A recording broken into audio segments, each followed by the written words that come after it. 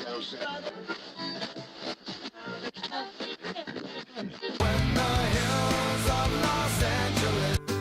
Angeles, I'm and most Hollywood nights. She goes to California, oh, California.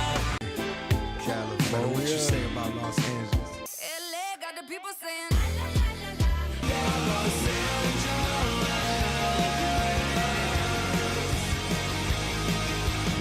You're listening to Corner of the Galaxy on cornerofthegalaxy.com.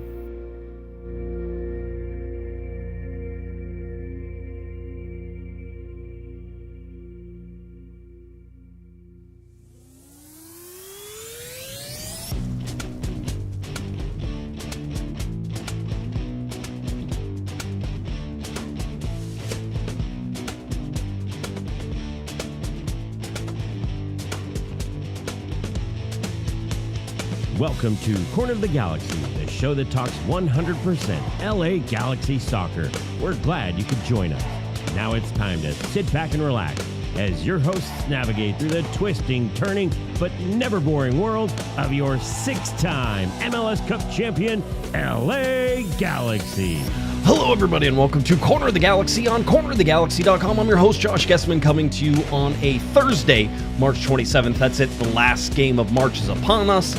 The LA Galaxy will take on Orlando City, and my man crush, Oscar Pareja, over there, doing amazing things with Orlando, coming into Dignity Health Sports Park on Saturday night. Hey, ho, Saturday night game, 7:30 p.m., Churro Fest, equipment sale, all that sort of fun stuff going on. So we're going to get you ready for that game, talk about the news that has transpired over the week, give you some of your LA Galaxy talk that you are dying and craving. To help me do all of that, the only man that is more excited, that Greg Vanny is more excited about than Joseph Paintsil being back, and we'll talk about that, is Eric, the Portuguese Hammer Vieira. Eric, how's it going, bud? You thought I was going to miss the pre-Churro Fest game show? Come on, give me a break here. You knew I was going to be here. JP's back, Hammer's back, Greg's excited, we're excited. It's all happening. If you would have asked me back in high school, do you want to go to this Churro Fest? I feel like that would have had a real negative connotation. This party is a real Churro Fest. I feel like you can get in big trouble if that got leaked in the group chat. So we'll see how it goes. But glad to be back. Happy to talk LA Galaxy soccer. Unbeaten streak, dare I say? Yeah. Also winless streak. I'll keep going. Don't worry about that. Yeah, we don't know. have to keep going. Yeah, how are things in your neck of the woods? You're sporting some nice threads. I know. I'm wearing it again for the second with the guys over at Soccer Warehouse, where I'm attempting to do a live show here in April. So we're working that out. I'm working on the dates. It's I don't know if you know this. The Galaxy play a lot of games in April, and then I'm busy in April. It's just it's probably not the best month to do it, but we're gonna do it anyway. But yeah, they got this. You have 1-2 threads over there. I know these things whenever I see it. But I was gonna say I saw they dropped some like sweet hats too. So wait.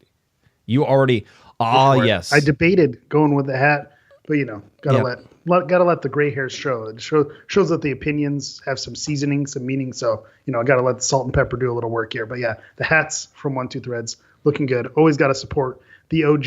I know LA Galaxy comes out with some good looking gear nowadays. Wasn't always the case. So you gotta support the OGs who are holding us down in some of those down years. 1-2 Threads doing amazing things there. A new hoodie there looks great. The members only sort of vibe to this is a nice retro feel to it. So I'm big on that. So yeah, doing some great stuff. 12threads.com. That's where you can find all their stuff. And this is an unpaid advertisement. I would like to point out we purchased the gear because we like the gear. Yep, rightfully so. Right? They did our hats for us. The COG hats that I wear around as thanks for something I did, but I got to order more of those hats because people keep bugging me. So I gotta reach out, gotta make that happen. And what else is new? Lots of stuff to happen. But let's see. Gary says I don't want gray hair. Gary, it's coming. It's actually. Listen, I'm gonna tell you this, and if you're married to a nice woman, they will also tell you this. They kind of like the pepper, the little pepper, the salt and pepper look to it. My wife, whenever I first grew up, I was clean shaven for the first 5 30 years of my life or something like that. Never had a beard, never did anything. I grew a beard. She liked it. First time I ever gave her a kiss, she goes, "Oh, so that's what a real man feels like." I'm like, what is it? We've been married. You didn't have to hit me with that one. Like, come on. Now I'm afraid to shave it. Like, I'm afraid I might slip, and like, I can't shave it ever. I can never go back. But it does have a little salt and pepper in it, which is good because the hair's falling off the top of my head. So, you know, gotta have something that makes me look, you know, somewhat still dateable for my wife there. I'm going to hit you with the same. This beard, I've had it for the last probably 6-7 years now. Right. I shaved it a couple times, and my wife was like, "Please don't do that." And so, happy wife, happy life. So the beard stays. So until I get instructed otherwise. But the salt and pepper. She digs the salt and pepper. Greg Vanny, you know. Mrs. Hammer is a fan of Greg Vanny because of the salt and pepper. He's got the look, you know. But he goes back and forth all the time, dude. Like, have you seen? He goes like all of a sudden he'll have like some gruff to him, and you're like, "Oh, Greg's growing the beard," and then all of a sudden it's gone again, and it's like it's very whiplashy for me. I'm always like, I don't know, is that Greg? Is it Greg's evil twin? Like these are important things that you need to. Scarfed Vanny is a different Vanny than regular unscarfed Vanny. Yeah, these are all different variations. I know Marvel has a new movie coming out, so we'll get all the Vanny variants out of the way. That's what we need to. It's the multiverse, right? Yeah. That's where we're going for. That's why in another universe, the LA Galaxy are undefeated right now, right? So just remember. Great point. Let's go there. Yeah. Let's see if we can make ourselves go there. Certainly, we'll try and do that. So, all right, here we are. Welcome back to the LA Galaxy. You've been gone for a couple weeks, which you just been busy. I just have to know though, this show I think has been rather optimistic and graceful with the LA Galaxy so far, mostly because Joseph Paintsil has been missing, and so we've sort of been that has been the grace that I think I have allowed the LA Galaxy in my mind, which was can't really say much until Joseph Paintsil gets back. Well, he's back. Greg Vanny announced today that he would be available for selection, but not just that. Greg Vanny was like, yeah, Joe's been training all week. Like, he's ready to go. Like, it was in a way that says to me, Eric, Joseph Paintsil might start this game. Like, that was sort of in the back of my head, which, by the way, 60 minutes of Joseph Paintsil is better than, 30 minutes of Joseph Paintsil. But I want to say that they were careful enough with him that him coming back and playing a whole bunch of minutes isn't rushing him. He's literally ready for it. They may have held him back for a week and sort of been like, let's give you another week and then we're going to get you out there. Just saying, don't be surprised. Would I bet on it? No. But do you feel like the Galaxy have also earned this grace that I have so nicely bestowed upon them? 2024 MLS Cup champions. You have grace. There is a grace period here. I know people want to win and be undefeated and go for the back-to-back championships. Right. But we know that reality is very difficult to do. You want to be competitive. You don't want them to have 0 wins through 4 or 5 games. That obviously is not fun. But I think would you have to factor in the injuries? We have this conversation all the time. When healthy, this team is X or Y. But your team is not always healthy. I think we look back on 2024 and how fortunate the LA Galaxy were that they really didn't have any major injuries holding them back. An injury here or there with one players, but now with the injury list, Nelson, Cuevas, all the people who are going out for multiple weeks at a time. Sanabria is out. So those injuries stack upon each other, and it's really difficult to climb out. So I've kind of said the same thing since I've been on, which was kind of nice that I got a little break from the show because someone else, a couple other people got to come in here and share that same grace. I think as the season progresses with JP being back, and if that worm doesn't start to turn and it doesn't eventually start gaining those results, then I think you could start to see the fan base get a little bit more frustrated and we can start to be a little bit more critical. But even in those losses, the games have been close. Right. It's not like they're getting blown out and embarrassed off the field. There's moments of, I don't want to say stupidity. It's not moments. It's just mental lapses that cost them, these goals. Minnesota, a perfect example of that. It's just 2 silly moments, and then you tie the game 2-2 where it could have been a 1-0, 2-0 game. And that those points were there for the taking for Minnesota. Right. So it is kind of crazy that those moments are what cost them the game, but at the same time, they were able to get some points out of that when it looked like all hope was lost after that PK call. So I'm hopeful. I think that they can still turn it around, and just given how long an MLS season is and that 9 teams make the playoffs. I know I'm a broken record here. If they can just sneak into one of those spots, you have a healthy JP. Gabriel Peck continues to do his thing. Then you start maybe folding, Ricky Puig back in this towards the end of the season.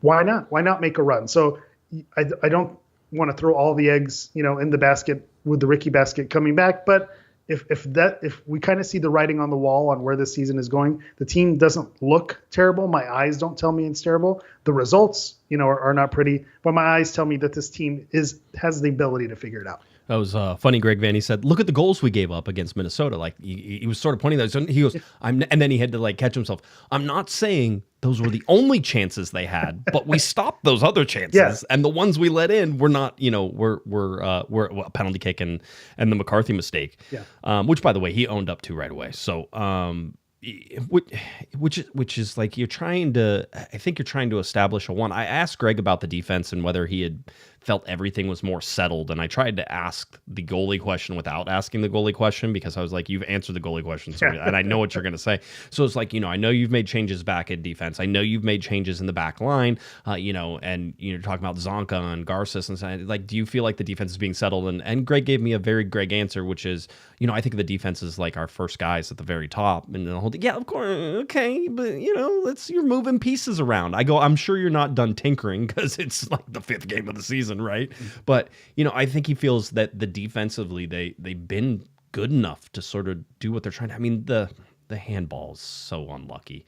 I went off on the whole IFAB thing where like a defender in a natural position type thing. I go, those are natural positions for a defender whenever you're trying to move your body in a way that is unnatural, I feel like there was I don't know if I'm imagining this or if this, I feel like there was a point of emphasis either a couple seasons ago where if the ball touched the arm, it was a penalty. Whether it was natural, unnatural, they were making a point of just, if it hits, it's an infraction and you call it. And as unfair and as hard done as you felt by some of those, like what are you supposed to do if someone kicks it at your hand? At the same time, that makes it very clear. If the ball hits your hand, it's a penalty. The whole natural position, unnatural position, that's so subjective and it can go wrong so many different ways. I thought it was, when you put that lens on it, it's tough to take because you can argue, well, if he's turning his body, is it a natural position? Where was that ball going? I also hate that part of the rule where, okay, what's the, can you factor in the trajectory? If this ball is going into row Z, and it hits someone's hand, is that really an infraction? Is that benefiting the Galaxy? Right. I felt like Yoshida's arm made it closer to being a shot on target than where that ball was initially going. Right. So then that brings a whole nother lens to it, as opposed to just saying, if it touches your hand, it's a penalty, it's a penalty. So I'm not going to argue, especially with how lucky they got at Portland, that definitely should have been a penalty and that could have switched some points in some scenarios that they got. So I feel like this was the soccer gods making things right. Like, hey, you got away with one the week before. You're not going to get away with one this time around. Yeah, I mean, there's supposed to always be this balance to things, right? And sometimes I believe that. I also believe that when you win championships, you usually get a little bit of luck that sort of goes your way. So it was just interesting to sort of see Greg's take on all that. Injury updates, that way you don't have to go through the whole show without it. Marco Reus, not a long-term injury according to Greg, but something that he wasn't outside. He hasn't been outside sort of training and stuff like that, so he's working back that return to play. I would expect probably a couple weeks. It seems like maybe another week, that type of thing, and you could see him against Tigres on Tuesday. Like, it's going to be one of those where it's just like, oh, he's back, and the whole deal. And yeah, I have something when you said that. I was like, should I even say this? Is this too mean? Is this too harsh? When you said not a long-term injury, I feel like his whole career has been a long-term injury. Of long-term injury after injury. So we knew this is what we were getting with Marco Reus. You knew you were not going to get him for 34 games. So as much as you feel like the Galaxy need him and you hope that he can be there to pull his weight and to bring that experience that he has, that this is going to happen. This is what we bought. We knew that this was going to be the sports car that you can't drive every day, that you're only going to have to bring it out when it's able to fire on all cylinders. Yeah, I mean, you're going to spend more time fixing it than you are going to be driving it, right? And that's one of those. The problem becomes that with Ricky Puig being the long-term injury, you'd like Marco Reus more than here. But I'll tell you right now, as a TAM player, I am less inclined to be upset about it. I'm less inclined to be like, this is a horrible deal for the... It's like, he's still a TAM player, dude. He's still Marco Royce. I'm like, if he's healthy and you get to play him, that is a benefit to you. I know it's a luxury. I think people minimize his impact last year because there were so many people doing so many things, but I really think his leadership and his ability to be on the field and to calm things down, and you go back and watch some of those games down the stretch, and Marco Royce was just sort of like this calming presence out there whenever he needed to be. Which is, again, kind of what he was brought in for. Yeah. I was going to say what you will about retirement league and bringing in, aging superstars. You saw it in game number 1 when he was available. Ricky Puig was playing hero ball. He wanted to impress, Marco Royce. And I think something like that, when you have your not your actual captain, your sentimental captain and Ricky Puig, the one who's leading your team game in, game out, when he's the one who's showing out to kind of, not to say show off, but to say, hey, I'm at your level. I can perform, with the type of players that you've played with and against in your career. That elevates your team to another level. So Marco Royce, without even touching the ball, impacted the team by having everyone else wanting to raise. You're not their allowed game. to say that. You're not allowed to say. I see people It's in true. here already. It's the facts. We saw it happen. With our eyes. We have eyes. No, you're not allowed to say that people are good influence on the locker room. That's not. Not real. I've said it, and people disagree with it. They're like, no, that's not a real thing. I know it's a real thing. Greg Vanny knows it's a real thing. Will Kuntz knows it's a real thing. Like, I'm glad that there's a reason that fans don't run the team, right? Like, it's sort of that. It's like, and as we have talked about, which was sort of interesting during the boycott, it was like the front office really shouldn't listen to the fans, right? Like, but you're probably right. Yeah, they should. So there's a balance. There is a balance, right? But like they really should. I know they have a fan council and all that where they're literally trying to listen to the fans. But I'm like, I don't, fans see a guy like Marco Royce and they're like, oh, get rid of him, and I'm like, man, I'm like, let's sit on him, let him get healthy, do whatever. With Joseph Paintsil back, I think you're going to notice that you're not going to need him as much, which will then hopefully relax the amount of minutes that he's needed to play. I mean, he's almost played. I think he almost has 180 minutes in 3 games, and 2 of those games were starts, right? That type of thing in league play, and then you also have the games that he also played for in the CONCACAF Champions Cup against Herediano, because he was in both of those games as well. Away at those, on the away trip as well. Yeah, on the away trip and doing all this stuff. So I think you're getting sort of what you need to get out of him, and he was never going to be a 90-minute player anyway. So for me, let him rest, let him get back. This is a long-term play. Like, you need to do it, and let the kids continue to be in there. Let Parente come in and shine. It's one of those. See, this is when Lex, by the way, $2 super chat. When does Royce enter Gio Costa Cabral territory? You know what the answer is to this? I have a good answer for this.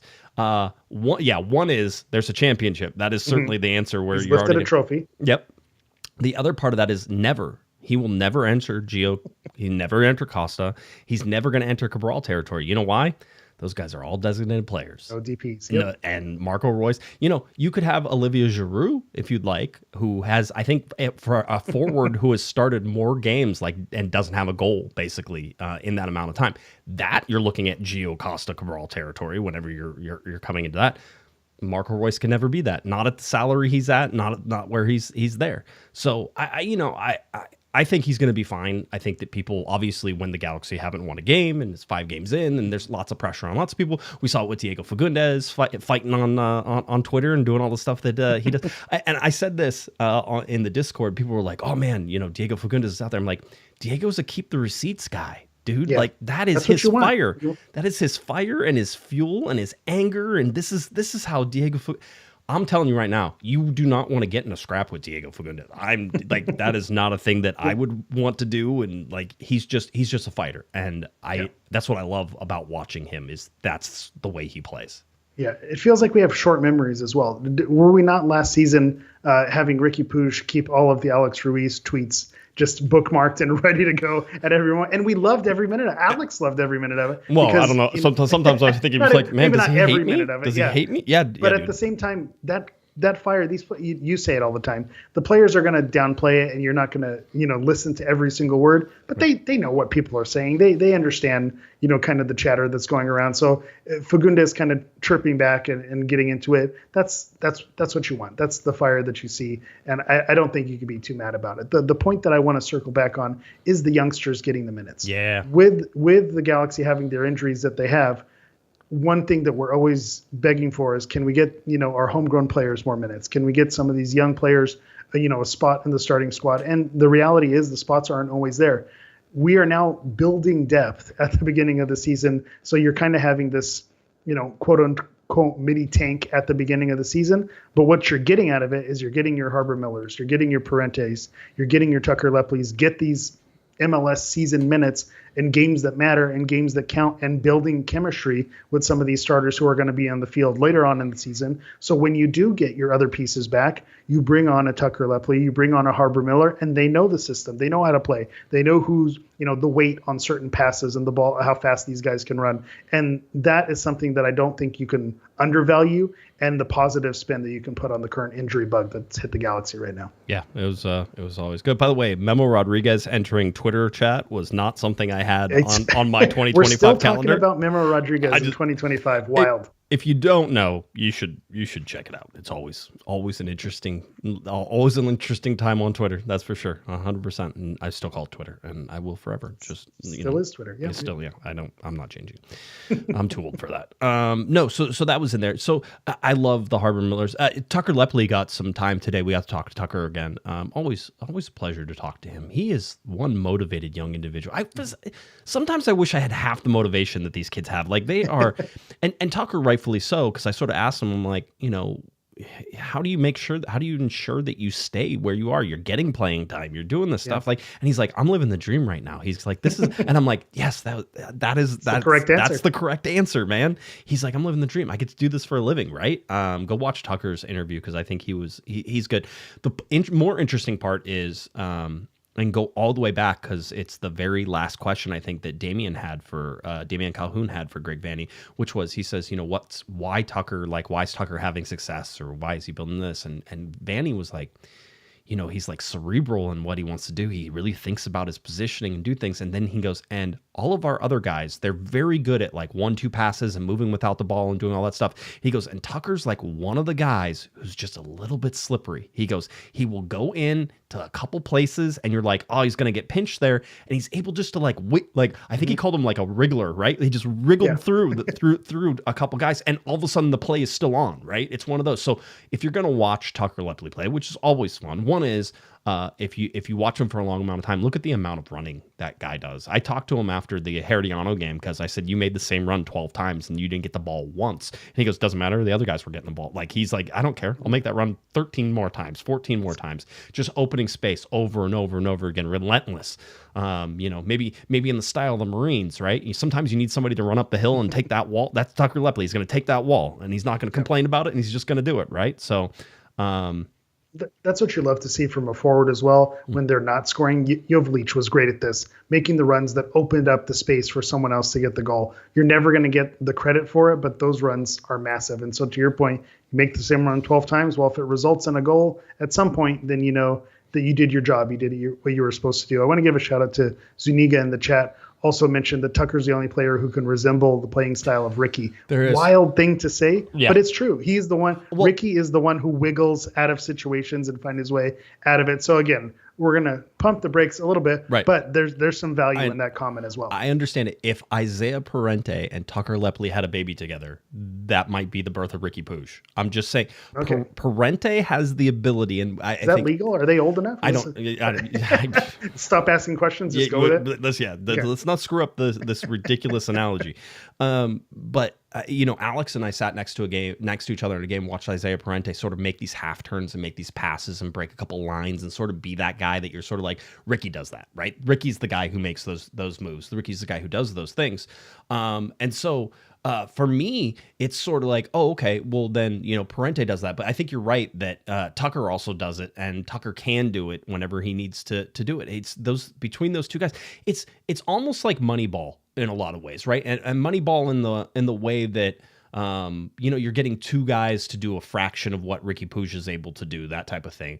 And so when you see Tucker Lepley go relentlessly over and over again, when you see Isaiah Parente have success in those half spaces and those half turns, you can sort of see where everything is going and how things and how the Galaxy might progress and find success in that. I mean, getting Yamane back was a huge deal. Getting, I think getting, well, we all know Paintsil coming back is going to be the deciding factor here. And I don't know, is it fair, having said all that stuff about everybody, right? Is it fair to say that there's that much pressure on Joseph Paintsil? Because basically we're saying, the Galaxy will be a much better version of this. Greg Vanney was saying it today. Basically, he was like, there's no substitute for Joseph Paintsil's dynamism and what he brings, his speed and his energy and the whole thing. I mean, I don't know. This is a super interesting matchup. These two teams are mirrors of each other. And Greg Vanney said he thinks throughout the league, that Orlando is probably the team that most closely represents how the Galaxy would like to play. Orlando plays that way. They play in a 4-2-3-1. The Galaxy play in a 4-2-3-1. This is, Greg Vanney only has one win in his entire coaching career against Oscar Pareja, my man crush. And nothing against Greg. You can give Oscar Pareja pennies and he sometimes comes out of the mine with diamonds, right? Almost every single time. And you're like, how did that happen? Yeah, he is the ultimate Billy Bean Moneyball manager there. He's like, oh yeah, these kids, give me some college kids, I'll be fine, no problems, don't worry about it. So I'm always a big fan of Oscar Pareja. But see, is it fair to put that much back on Joseph Paintsil, knowing that he's not going to be probably right out of the box the same exact player that you had last year? That he hasn't had no preseason. He's coming off an injury. Is that fair? Is it fair? No. But is it where we're at? Yes. So I think. Just given that they haven't had any wins this season, this sounds bad. The excuse we're making is they don't have anyone outside of Gabriel Peck to make those moves. And so, okay, now you bring Joseph Paintsil in. Okay, now you have two threats. You have two of your designated players. I know we'll go over the Orlando City preview in a little bit. Their three designated players are contributing in goal-scoring opportunities in their first opening games. So you have to have your designated players ready to go and making changes. To your point, what Greg was saying in kind of his discussion with Paintsil and that video that the Galaxy dropped about JP being back, it feels like I tried to clip that, by the way. I tried, my system doesn't like MP4s coming in, and so I tried it and it was all skipped, and so I had to delete it. I wanted to play the Joseph Paintsil. I'm back, baby. I'm like, and I think maybe we're reading into it too much, but I think there's something in the language. Yes. Is Joseph Paintsil is not available. It's Joseph Paintsil is back. So I think there's a slight, discrepancy in those words, but it tells you the shades of what the expectations are for Joseph Paintsil. Hey, he's back. We're expecting the speed. We're expecting the goal scoring opportunities. And whether that's fair or not, probably not fair, given that he's coming back from injury and hasn't had time to. We saw the opening game against San Diego where the Galaxy looked out of sorts because this is not the same team that existed in 2024. But maybe with Paintsil on one side, Peck on the other side, maybe you can start to see shades of what made this team special last season. Yeah, maybe you can. By the way, Gary, $2 super chat says, thoughts on all this AI generated awesomeness? I mean, Eric and I are both AI generated right now. I'd just like to say. We've been AI generated. I haven't done this show in 3 years. It's gonna like, now YouTube's gonna be like, is this AI generated? Did you tag this? I'm gonna tell myself a little bit just because I find all this AI stuff cool. I've talked about the chat GPTs that I have do like scouting reports for me. Came up with the Orlando one. Horrible. Just threw it right out. I was like, nope, that's not even close. I'm like, just use 2025 dead. I have also like some of the chat bots and trying to chat and trying to see like how people remember things, but they're geared towards a certain thing and not necessarily another. And so they only want to move towards that certain thing. It is the most annoying thing ever. I'm not worried about the AI revolution yet, right? The whole deal. But I think correct. but very soon you and I will be replaced by AI chatbots because they could do a much better job than we're doing for sure. I forget my name sometimes. Gustavo, by the way, $2 super chat, brings some swag to the LA Galaxy versus Tigres, please. I will, Tuesday night at 8:15. I'm gonna be in my PJs. I think I'm gonna have like a hoodie and like maybe bring a pillow up to the press box. I'm getting old. That's a late night for a game. Not only that, but an incredibly difficult opponent for the LA Galaxy for Tigres. And expect the atmosphere to be difficult there as well, because we know how Liga MX teams show up to these games, and I think Tigres, with the fan base that they have, you're going to see consider, even though it's a Tuesday night, you're going to see, it's going to have an away game feel if I were to give some predictions there. Yeah, I think you're probably right. Tuesday, April 1st, 8:15 Pacific time, Dignity Health Sports Park. That is the first leg. Then the LA Galaxy will travel down to Tigres for a 6 p.m. Pacific time start, Tuesday, April 8th at Estadio Universitario. So that is where you want to head if you're heading down to Mexico. I know some people are planning on going down, so I'm all for it. I'm big on that. Yeah, we're not in CONCACAF Champions Cup every season, so if you can make a trip to Costa Rica, if you can make a trip to Mexico, go for it. Yeah, I think it makes a lot of sense. Okay, on unfortunately a much more somber note, and I think it's important that we at least bring it up. Eric has no idea because I didn't tell him that this was coming up, so I apologize for just springing it on us. But I was contacted by one of our listeners, and he told me that his sister-in-law, Yadira Moreno, passed away. She was 43 years old. April 3rd is her birthday, so she passed away just last week, and she was almost 44. She has her amazing husband Edgar is there, and she has kids Abby, Gigi, and Nick, and they're all COG fans, which is amazing and awesome. So first of all, we'd like to send all of our condolences out to all of you. We appreciate you listening, and we're sorry for your loss, and I know it's not easy. They do have a GoFundMe up, which we will link in this episode, so that way people can go ahead and do something. Listen, I don't care if it's $1.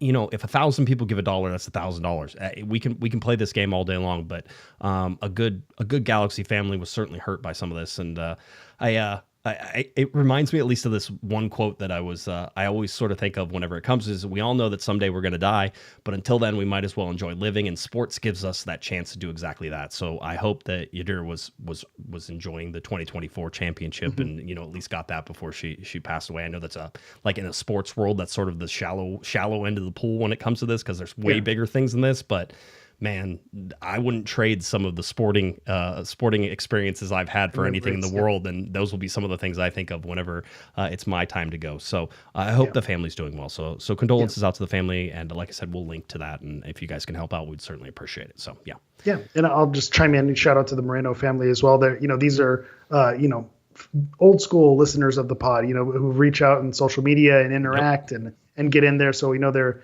listeners of the show and part of the COG family. So just, sending lots of, love and strength. I know that's always a tough time, when you lose a loved one, but to your point, sometimes these memories, as silly as they may seem, while we're here on this side of things, those are the things we remember the most, is having those memories at these games and celebrating and spending good time, having food and out in the tailgate and doing your thing. Sometimes those are the best memories. So hopefully the Moreno family has something to look back on positively. So just sending lots of love and strength their way. They'll be out at the game on Saturday, so they're there to remember their mom, their sister-in-law. So if you see them, give them a hug, and certainly we'll do our best to say hi whenever I get a chance to as well. So hopefully we'll see you down there. So I know, a more somber note. Now let's get back to a little LA Galaxy stuff that we want to talk about. Aaron Bibu on his way out of the LA Galaxy. Interesting deal. The Galaxy signed him in, I believe it was, let's see, I had this whole thing brought up here because I was like, oh, hey, let's talk about it in 2024, right? Last year. So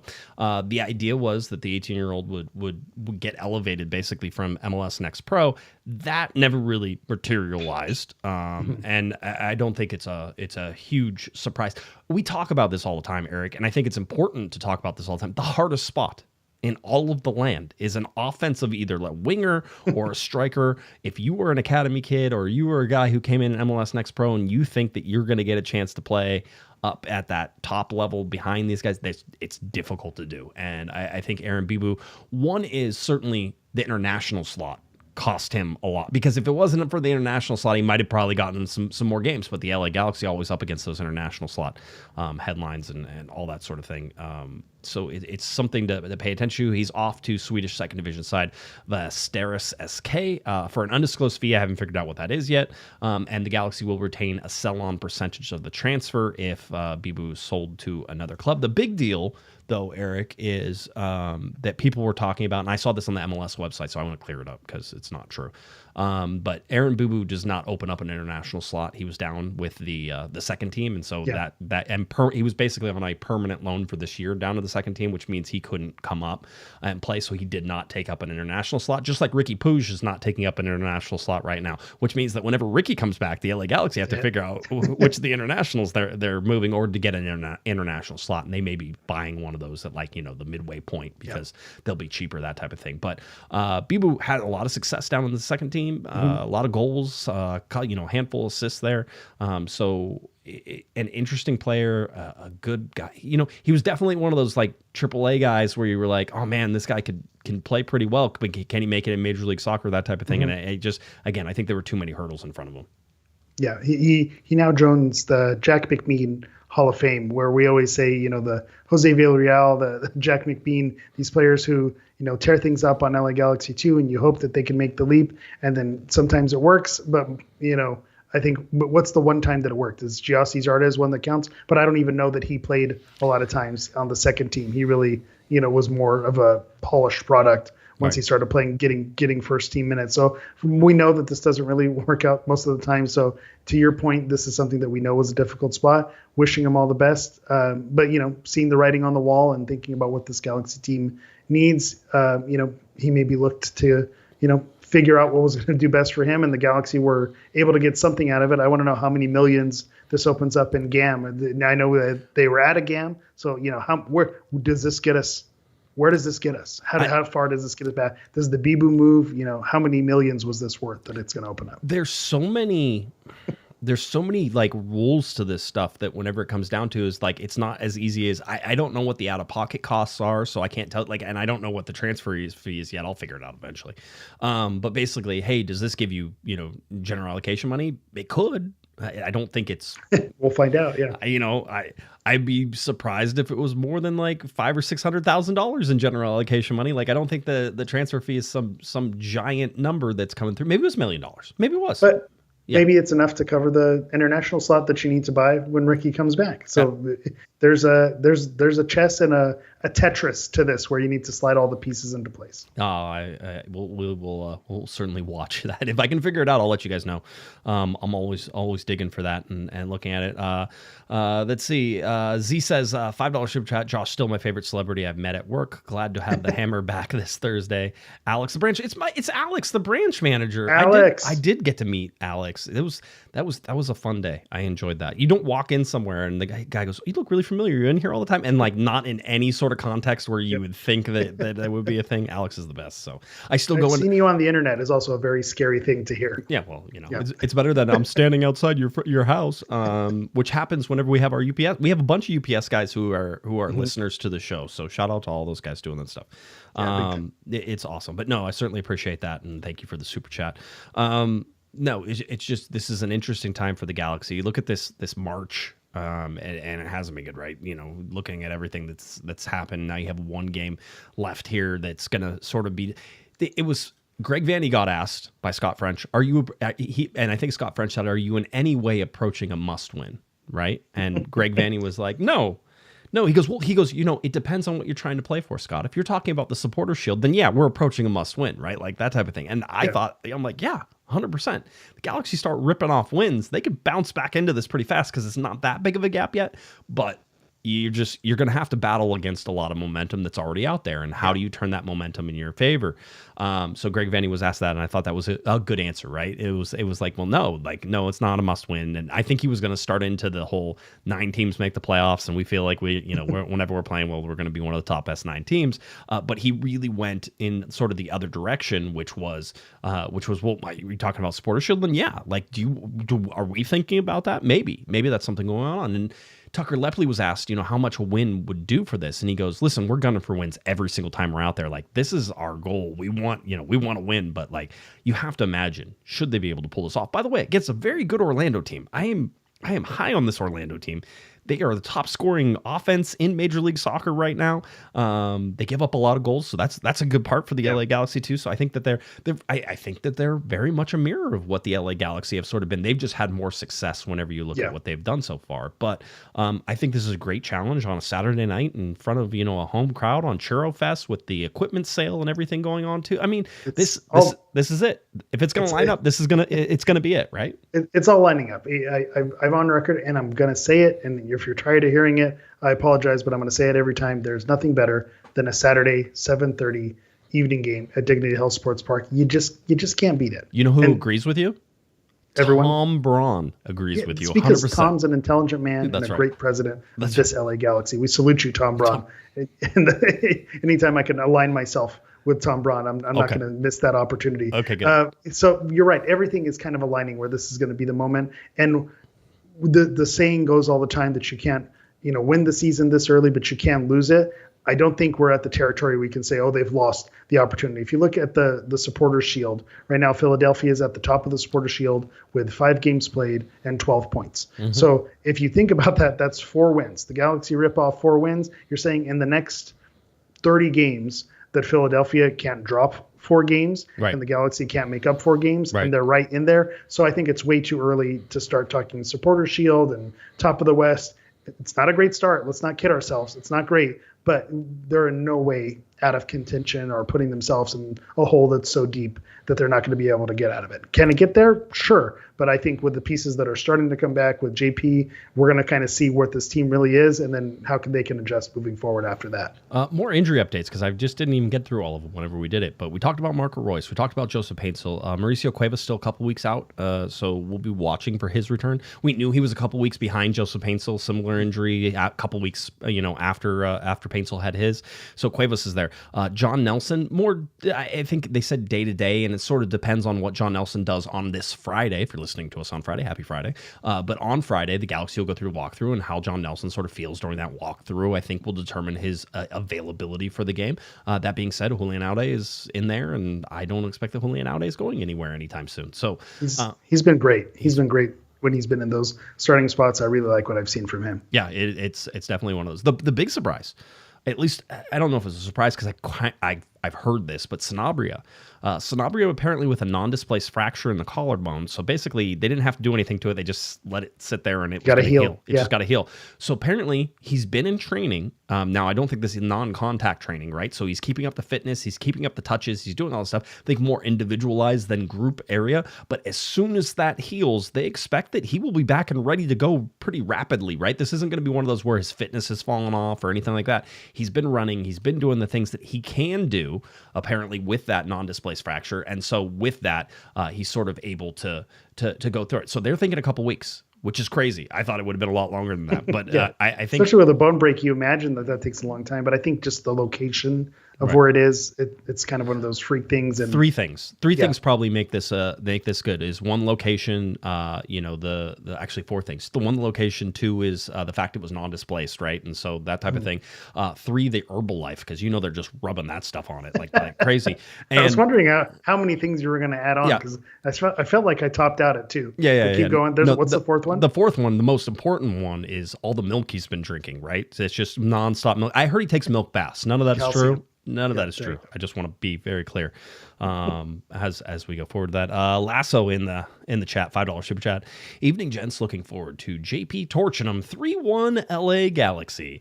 Well, I mean, if Matt, they don't call him Lasso's optimism for nothing. I'll tell you that much. Right, 100%. If Matt is still in the chat, he will enjoy this next part. I am going to get a shirt that says Body Clock on it. We haven't even talked about Orlando's body clock, right? Because now 7:30 p.m., that is 10:30 p.m. Those dudes are going to be like, what, is it time to go to bed yet? They're like, oh, do I need to put my feet up? How does that work, right? And they have a long flight. So I think the Galaxy advantage on the body clock. Finally, the LA Galaxy have been at the disadvantage on the body clock. Now they're at the advantage on the body clock. So I do imagine there's a drinking game where every time I say body clock, people have to drink. And I am here to make sure people enjoy that game. So you know who agrees with you on body clock is the GOAT Tom Brady.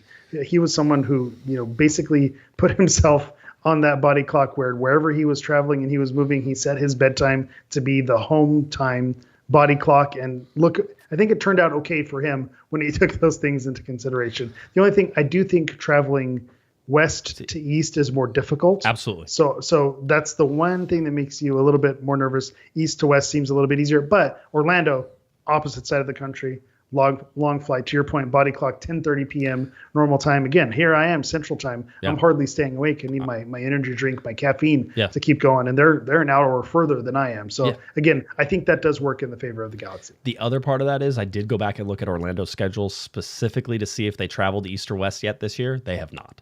So they are all north and south, This baby. is new. Yeah. I don't want to, again, the East Coast, the Eastern Conference is so hard. You travel north and south the entire freaking time. I don't want to hear it. It's like if all the teams in the Western Conference were only on the West Coast. That's how it is on the East Coast, right? There's Nashville. You have to go a little inside. It's like an hour inside, right? That type of thing. Nobody's flying to Minnesota, right? It's like one of those. So anyway, Orlando traveling all the way across. So I think that is a positive for the LA Galaxy. We talked about standings, Galaxy down there. Again, not the paper under the leg that's holding up the table. That's Sporting Kansas City. Right now, the LA Galaxy are firmly on the bottom of the table, but not the shim you put in to keep the table from tipping. Yeah. That is Sporting Kansas City. They have crumpled Peter Vermees up and slid him in there just to make sure that the table doesn't tip anymore. I don't know how that dude survives here for too much longer. So interesting.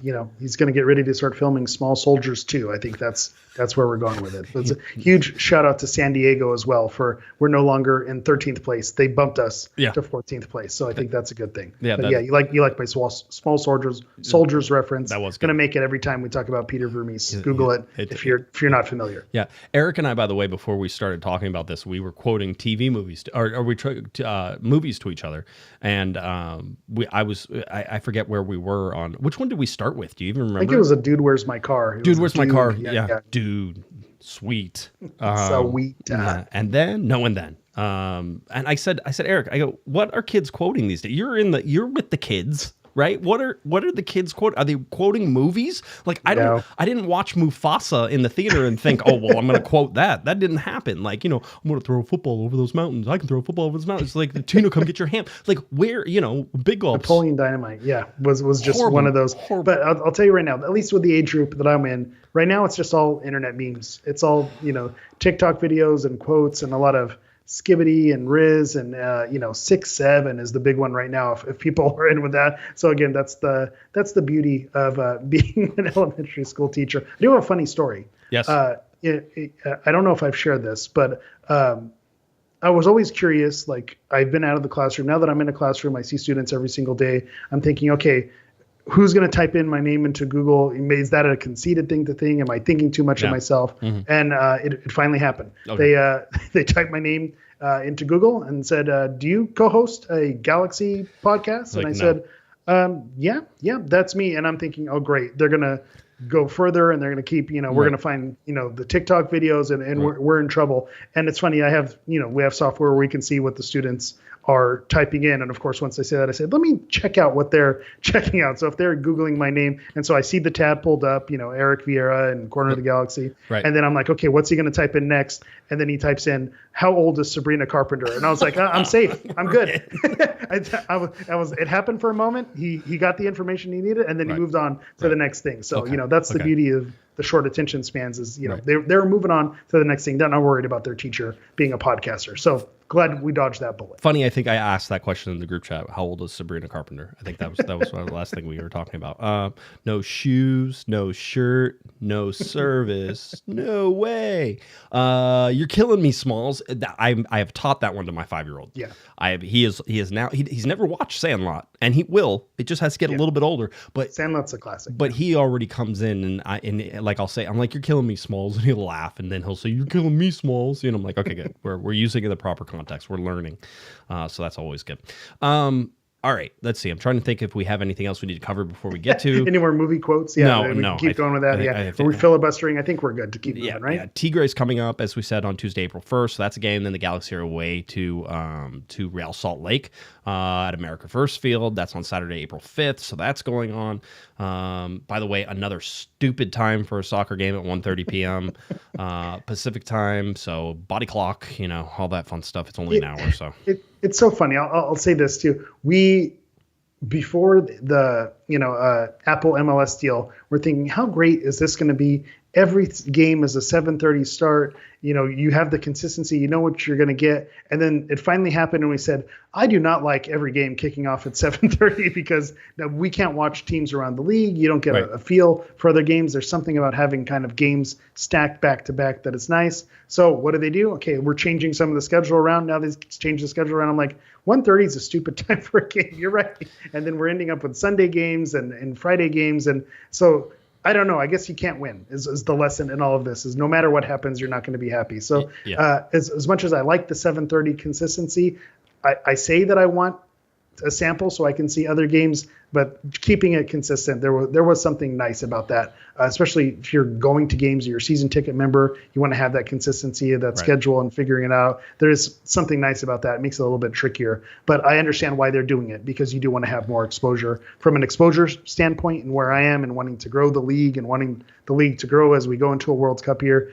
I like what they're doing with it as much as it's not fun from a fan perspective. My kids have activities on the weekend. Like you need to wait till your stuff to do. Your activities should wait until my activities are done with. Like let it get dark outside, and then I have no more activities for the young kids. They go to bed at 7, so start the game at 7:30, and I'm a happy camper, right? So.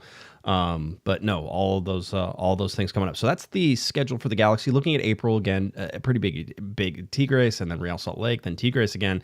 Galaxy hosts Houston, away to Austin, and then home to Portland. We talked about how Portland series will basically be wrapped up. If you are heading to the game on Saturday, the first 1,000 fans get a free churro, I think churro toss at Soccer Fest as well. Limited mini scarf prizes available, so that's in there. Team issued annual equipment sale. If anybody wants to buy me anything, feel free. I still have my Farai Mutatu locker tag that Miss Provino got me. It's still solid, dude. That's shout out. I kind of want to contact Farai and be like, hey, do you want this? But then I'm afraid he's going to say yes, and I kind of don't want to give it up. He might actually want it. So we'll see how that goes. Hey, I have my Joao Pedro locker tag. We know the AJ De La Garza robe story, everything that goes along with that. So if you're not privy to the equipment sale and you're not familiar with it, this is your time to shine, to go out and look for those medium shorts that are out there and have fun with that equipment if you can get your hands on it and buy us stuff. I'm just gonna say just buy us stuff. It's fine. We like it. It's good. So that's where we have for the LA Galaxy. Here we go. Coming up, let's get ready for the game. Galaxy 7:30, 7:40 p.m. is your kickoff time on MLS Season Pass. Orlando traveling about 1,600 miles, flying about 4.5 hours by the time. It says 3 hours and 45 minutes. That's fast, all right, especially coming in one direction. So I will put it at about 4 hours, 4.5 hours coming in that direction, especially with the jet stream or anything else. We'll see how that sort of takes it. But it's a long day travel, and they lose the whole day, and that's always nice whenever that happens for a team that's coming in. So those things coming up. The LA Galaxy and Orlando, they have not played each other ever. It's 7 times total. LA that is a small amount. Isn't that crazy? Yeah, 3 wins for the LA Galaxy, 4 for Orlando. Remember, they're in Eastern Conference teams, so the Galaxy don't play them very often. Greg Vanny was like, man, it's been a long time since we played Orlando. It was 2023 was the last time the LA Galaxy played Orlando. 2-0 win for Orlando in Orlando. I remember that game, actually. Just off the top of my head, I didn't even look it up, but I was like, oh yeah, 2-0 in Orlando. I remember that game. 1-0 Orlando last time they were at Dignity Health Sports Park in 2022. A 1-0 win for the LA Galaxy in Orlando in 2019, because of course that team would go do a 1-0 win in Orlando. I remember that game as well. I feel that was a Jonathan Dos Santos banger, if I remember correctly. I think you might be correct. I just remember. Why do I know that? I don't know. Don't ask me my kid's middle name though. Yeah. No, that's not how it goes. So then you look at Orlando coming off a 4-1 win over DC, and I thought DC was. I always want to give DC more credit than they're not playing great, but with Beneteke in there, I just feel like they are just on the verge of possibly going on a run. But Orlando just stomped them. It was early goals too, 21st minute, 44th minute, winning 2-0 at halftime is big. 50th minute, putting the game away. Game's now done. It's 3-0. They add one 6 minutes later, 56th minute, and then DC struggles and finally gets one in stoppage time. That type of thing. That's a put away game. Orlando didn't have to work very hard. Greg Vanny mentioned today, Eric, that one of the big things that has happened to the Galaxy so far through these first 5 games is that they're allowing the first goal. They're not scoring the first goal, and that puts them in so many bad positions, having to try to stretch things against teams that just want to sit back and defend. interesting enough, if the LA Galaxy score first and if they're able to sort of keep Orlando going, you're going to watch that Orlando's going to have the majority of the possession, because that's what happens in Galaxy games. Whenever they finally get ahead, is they will give that ball up. It'll be like 55-45. It won't be a ton, but the Galaxy will be like, we're ahead now. We can finally play ahead. The Galaxy have not done it once. Not in one game outside of the Herediano game that they played at home have the Galaxy scored first. So 7 games, one time they've scored first. It's a stupid thing to say because it's easy, but Vanny knows it. He's like, we got to score first. We got to get on the board. We got to keep Orlando off the board. And it is something that I feel like they unlocked towards the end of the season last year. And with Yoshida and Garces being the preferred pairing towards the end of the season, that you would see that consistency going into this season, is that being able to hold on to a lead and shut games down. So the inability to score, really, you lose that trick in the tool bag, and so you're unable to go from there. So that just adds an extra wrinkle to it, where like you said, it's an obvious thing, score first or don't allow the first goal, but that really does change how they play. When the LA Galaxy, they like to possess, and if you have a team who's well disciplined, we saw it with San Diego, you saw it with Vancouver. I wouldn't expect less from your man crush Oscar Pareja, that if they get up a goal, they're going to figure out a way, to stack the box and prevent the Galaxy from making anything happen. So that's the scary thing. So I think scoring first is massive if they can make that happen in this game. Yeah, Oeda has been on top of things. 3 goals, 3 assists. I think Pasalic has 4 goals in there, and I think 1 assist. Yeah. So he's been playing really well. Arujo has been good. These guys, they're just a solid team all around. And Otero, well constructed. Yeah, the goalkeeper Otero is a good goalkeeper too. Just again, you're not going to know anybody. Like, it's not any names that are going to pop out. You'll be like, oh, like that's what. There's one familiar face in there, Edward Atuesta. Oh, yes. You may recognize that face and that name from some El Traficos. And, I think the goalkeeper there on Otero, he's their backup naturally, because I think they have Gillespie still in there. I think he may have been gone on international duty, but he's a great goalkeeper. So again, you're running into a really solid team. My thing every week, who are the people that scare you? And I think Muriel is someone that scares you. Atuesta, you have to give the respect there. And then, Pasalic, that's another one who you've seen, he leads the team in goals. And so that makes you a little bit nervous as well. Yeah, it's always interesting to see. And again, the top scoring offense in Major League Soccer. Greg Vanny was asked today if he was, think that the defense could sort of handle this. He was like, yeah, as long as we don't make stupid mistakes. Like, that was, I think that was paraphrasing. He may have actually said it, but that's what in my mind. In my mind, when he said it, that's what he meant. That's whenever that happens, like it clicks over into some of those things. Whenever he gets into his descriptions and stuff, I can usually paraphrase it down to like, don't make dumb mistakes. That's it. So don't be stupid. Be cool, man. That's my management strategy. Hey, be cool. Be cool, man. It's a good one. I like it. Just looking at what they did to DC again, the possession game, very interesting. Orlando didn't need the ball because they scored first and they were up ahead, and they just kept it away from DC, and it was like, okay, we're just going to win this game, and they did. So the big clash, the big sort of thing here that we already talked about is these are 2 very similar teams. They like to do the same things. They like to create overloads in a lot of the same ways, which will mean that it's sort of this tactical face-off of what little wrinkle can you throw in there to cause some problems. And listen, I don't think the Galaxy are into wrinkle land right now. They're sort of like okay, let's just base coverage, right? Let's survive. Base coverage, base everything. Let's get in here and get 3 points. And I think it's important to get 3 points here. If the LA Galaxy, and listen, there's a good possibility Joseph Paintsil comes in and he struggles because he just hasn't played that much, right? And so how do you sort of gauge that? And I think that's sort of going to be our bellwether. When Joseph Paintsil starts playing well, I think you're going to find that the LA Galaxy will be fine.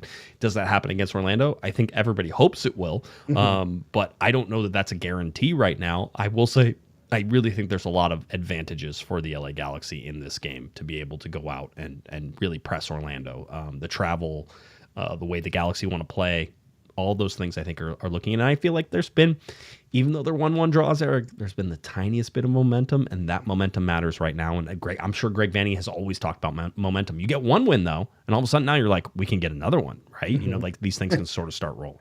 And when the wins happen at home, we know how they had that Fortress Field last season. you get a win at home again, and then all starts to set right. And you say, okay, now we have that confidence. We know what it's like to win at home. Maybe some of the newer players who have been brought into the fold get to experience that win at home and that feeling, and that motivates them even more to get there. So I think there's definitely something there.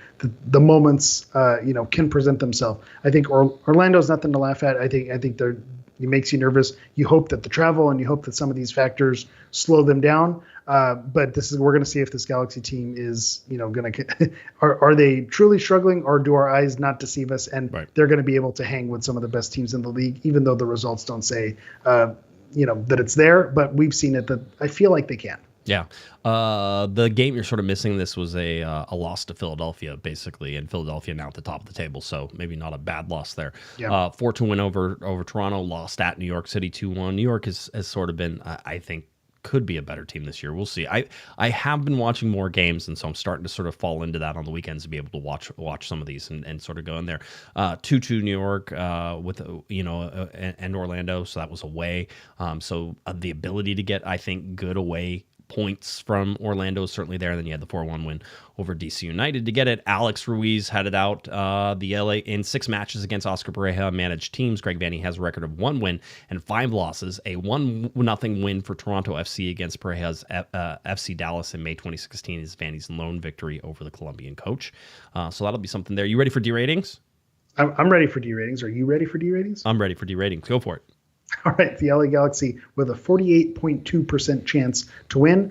Orlando City with only a 26.3% chance to win. So again, looks like we're close to double there, and then a 25.5% chance for a draw. So the favor is in the LA Galaxy's favor here. When you look at the betting lines right now, you're seeing Orlando City at a plus 198, the Galaxy at a plus 121. So both at positive odds tell you that it could really kind of go either way, a little bit of a coin flip when Vegas is saying, hey, take what you will. There's no team that's really taking a huge jump out front. But it does look like if someone takes the lead, they're going to figure it out, because the draw is something that's going to have a huge payout. I don't see this game ending in a draw, even though the Galaxy have had their last 2 games in a draw. When you look at the XG, you look at the Galaxy at 1.54, you have Orlando City at 1.06. So you're looking at a close game here, but I do think that they do have the game changers with Paintsil being back, and then we listed all the possible goal scorers that Orlando City has, that there's going to be someone who's going to be able to make the difference late in the game, and it's anyone's call to see who it's going to be.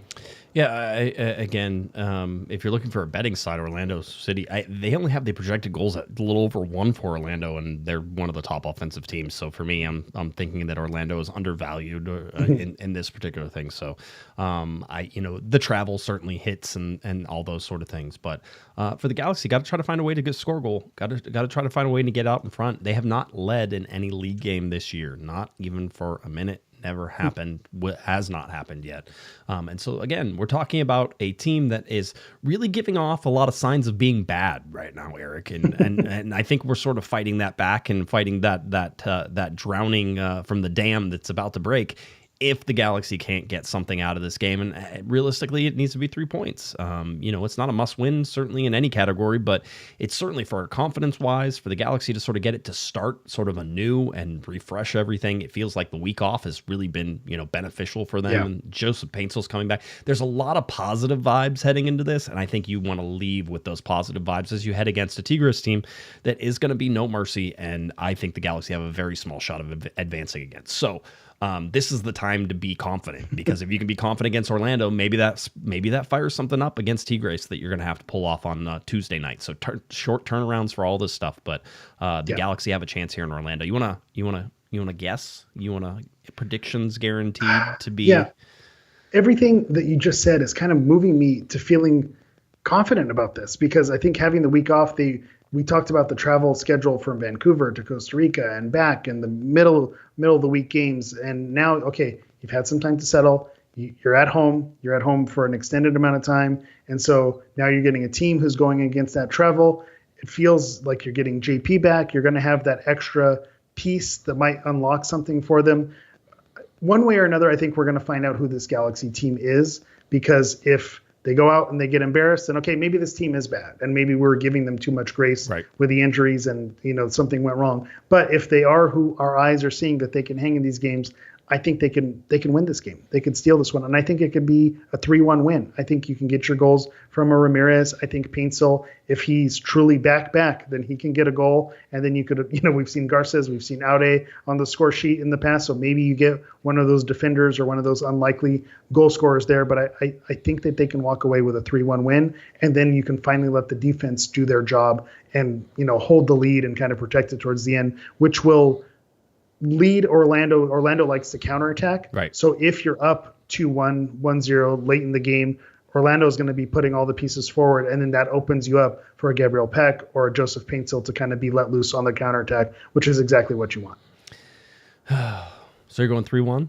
3-1 is my final answer. I know I was long-winded on that. That's fine. That's why we're here, right? That's why we put the mics on. Yeah, that's what I heard. That's what my wife tells me. I'm torn. I'd like to be optimistic. I really would. I think it comes down to Paintsil and how effective he is, because it's been the piece that's missing. And then if Paintsil plays, what do you do with somebody like Diego Fagundes? Do you move him inside? And I really want to see Diego Fagundes. We've been waiting for that, right? The whole time, yeah. I want it so bad. I mean, you can even play... certainly there's a good argument to play 5 in the back and do something with Garces and Zonka and Yoshida in there, and then put Aude and Yamane. And I mean, Aude and Yamane are wing backs and 100%, and you allow, Peck and Paintsil on either side still, and Ramirez up top. And I mean, it's not a bad look to get some really good guys on there. That's not a bad team. Everything that is a team that does not suck, does not 14th place. You just need something in the middle, right? And so Fagundes for me is that guy. I know there's lots of people out there who are certainly questioning his ability to sort of put one. He's been putting a ton of miles on those legs. He's not a young spring chicken anymore. I'll get beat up for saying it, but he needs to come in there. I think he has the veteran leadership to be that guy in the center and really pull some strings. And if not, it's Parente, which I'm okay with. Cerrillo in there, which Cerrillo's been asked to do so much so far in this early season. I hope that kid can keep his feet underneath him for all the miles they're doing on. So I really feel like there's some opportunities here for Greg to be bold and go after some things and do it with what it seems like a good team. Quite honestly, it seems a lot like an MLS Cup winning team that was last year. You're just missing Ricky Puig. By the way, just drop Ricky Puig into that lineup again. Let's go back just for a second. Drop Ricky Puig and Cerrillo in there and Peck and Paintsil and Ramirez. Do you feel better now? Right? Like this whole thing. So I will say, I will be optimistic. I will say that it hinges on what Joseph Paintsil is able to do. And if Joseph Paintsil is able to be at even, I think, 75% as effective as he has been, then I think the Galaxy get this win. I think 3-1 is probably the correct score on that. I could also see it going 2-1, that type of thing. I would like to see the LA Galaxy defense stand up and show us something, right? So a 2-0 win would be like a lot of fun and really momentum building. Yeah. But I don't know that they're there yet. I don't know if everything's ready, and there's going to be some differences with different players in there. So I will go with 2-1 as my final score. The LA Galaxy getting their first win of the season. So that's nice. That's surprising, because I've liked where your takes have been on these guaranteed to be wrong predictions, where until they win, I'm not going to predict a win, because there's something about, hey, show me. Until you show me, I'm not going to go in that direction. But if you're even feeling it and I'm feeling it, I feel like this was the moment. 4-1 Orlando. Right, I know. Mark it down. I feel like this is the moment. I feel like this is the moment we've been waiting for. We've been talking. I mean, I don't like saying excuses, but I can give you reasons why the LA Galaxy have not won a game yet, right? And certainly some of it is because they haven't played as perfectly as they need to play whenever they don't have Ricky Puig, when they don't have Joseph Paintsil. You're down 2/3 of your designated players. You need to play perfectly. So for me, I think the LA Galaxy getting Paintsil back, you get 2/3 of your designated players now on the field, and that should make a real difference. Designated players have to play in order to win things. That's what happened last year. That's what needs to happen now. And you're not going to get Ricky back until, August, September, October, November, somewhere in there.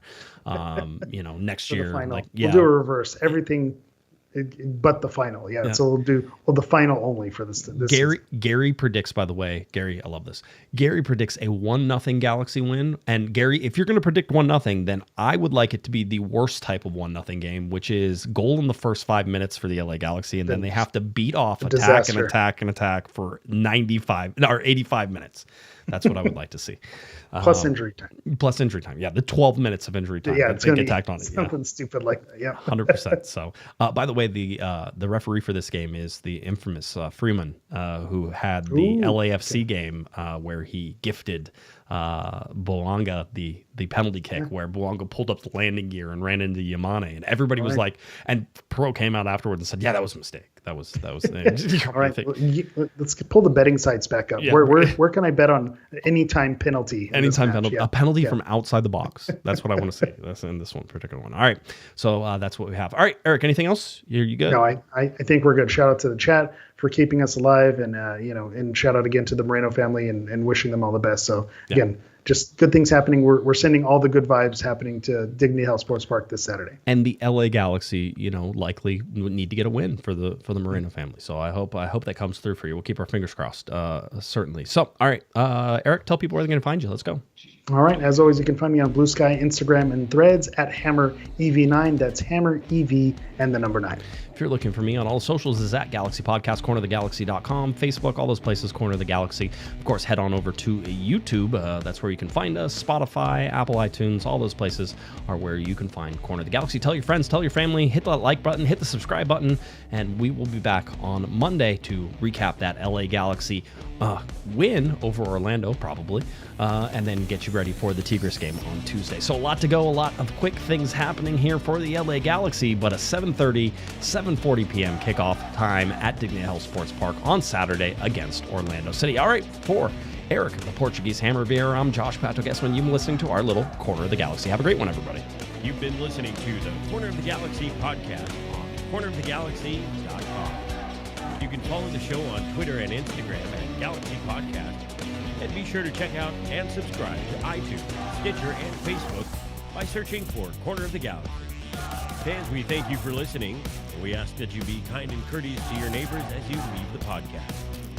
We thank you for joining us and look forward to seeing you again. Until then, I'm Michael Araujo, and on behalf of the entire Corner of the Galaxy crew, goodbye.